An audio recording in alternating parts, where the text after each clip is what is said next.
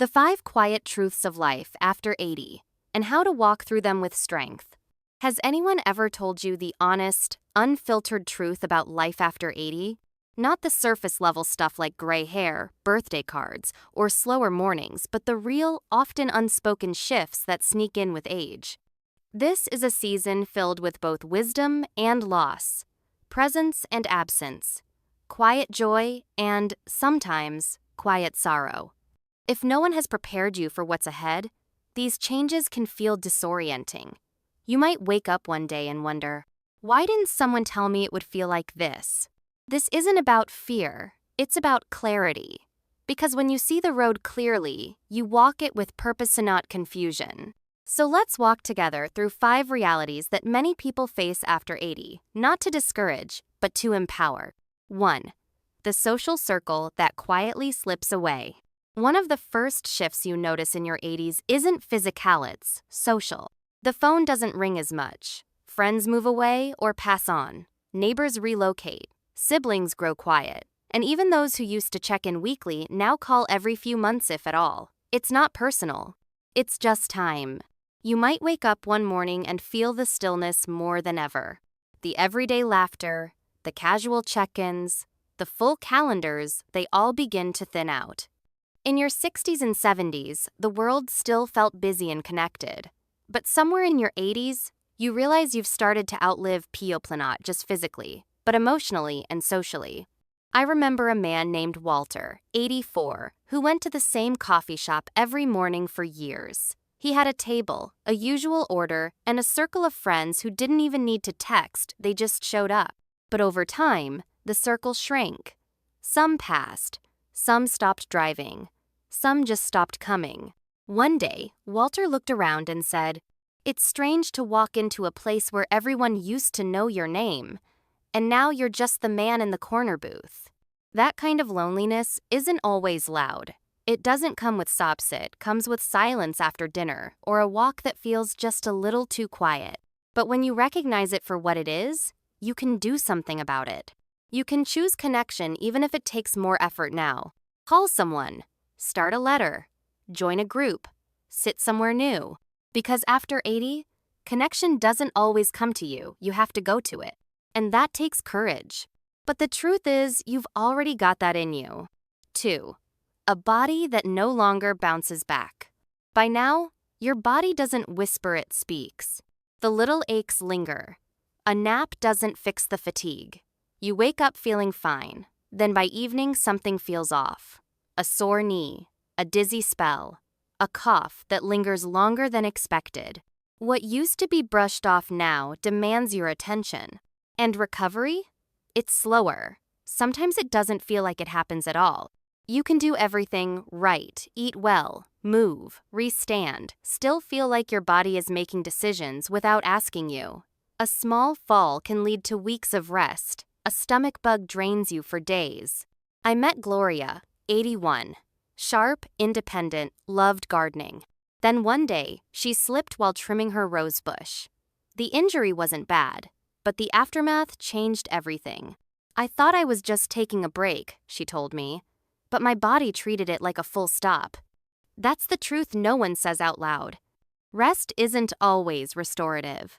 And sometimes, even when you're careful, your body slows anyway. But when you understand this, you begin to honor your energy more wisely. You move slower not from fear, but from respect.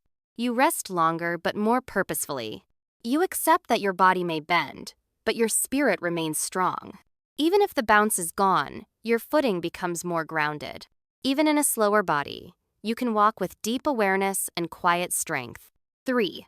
The quiet dependence that slowly moves in. One of the hardest truths to accept is this. You start needing help. Not always, and not all at once, but slowly, subtly.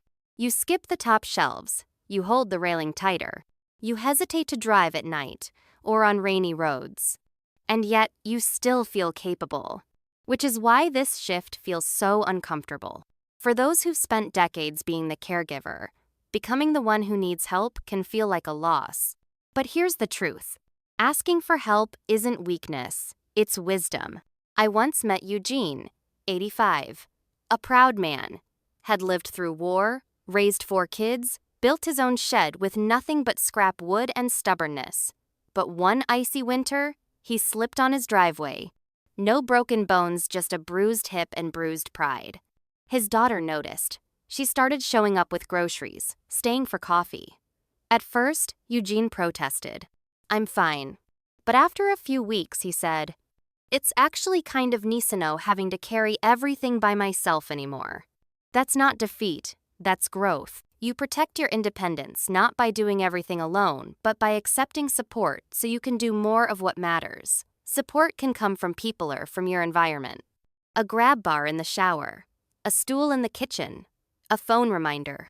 These don't take your dignity, they preserve it. And perhaps the bravest thing you can say at 80 plus is, "I could use a hand." 4. When the world starts to look past you. There's a kind of pain that doesn't come from your body, but from the way the world sees you. Or doesn't. It starts slowly. A cashier skips over you. A doctor speaks to your child instead of you. A server assumes you can't hear or decide. It's not always meant to hurt. That's what stings the most. The world just moves fast. And it forgets that slow steps carry stories. That age doesn't erase, value it proves it. Irene, 86, volunteered at a local museum. One day, a visitor asked a question about a decade she had lived through. She could have answered it in her sleep, but the staff answered instead without even looking at her. She smiled when I asked how it felt. "I'm used to it," she said. But behind that smile was a sadness, the kind that comes from being treated like furniture instead of fire. But you are not furniture. You are not invisible. You are a living library, a witness to time, a voice that matters. So you speak even when no one asks. You show up heaven when overlooked. You take your space, because it's still yours. You don't need to shout. You just need to refuse to disappear. 5. Redefining purpose before regret sets in. As life slows down, something strange can creep in, not loud, not dramatic, just stillness. And in that stillness, reflection grows. You start to wonder, why didn't I take that trip? Why didn't I say what I needed to say? What now? If you've spent your life working, raising, serving, then suddenly all of that stops, it can feel like your purpose stopped too. But it hasn't. It's just changing shape. Stanley, 88, retired after 40-plus years teaching. He told me, "No one needs me anymore." But that wasn't true. He just hadn't found a new way to be needed. Maybe you no longer build companies, but you build confidence in your grandkids. Maybe you don't lead meetings, but you lead with presence when someone is grieving. Maybe you don't fix world problems, but you fix a lonely heart with one phone call. Because purpose doesn't retire, it shifts. It softens. It becomes something internal and sacred. The most important work you might do now? Waking up with kindness. Staying curious. Asking, how can I bring light today, even if just a little? That's not regret. That's redemption. And it's never too late to find it. Final thoughts. This chapter is yours to write. Reaching your 80s is no small feat. It's a landmark built on years of love, loss, growth, and grit. Yes, new challenges come, some obvious, some subtle.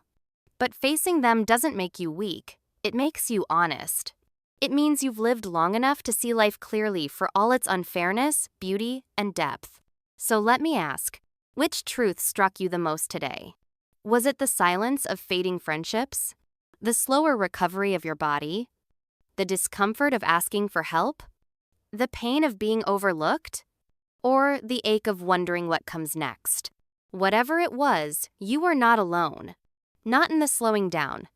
Not in the questions. Not in the wondering.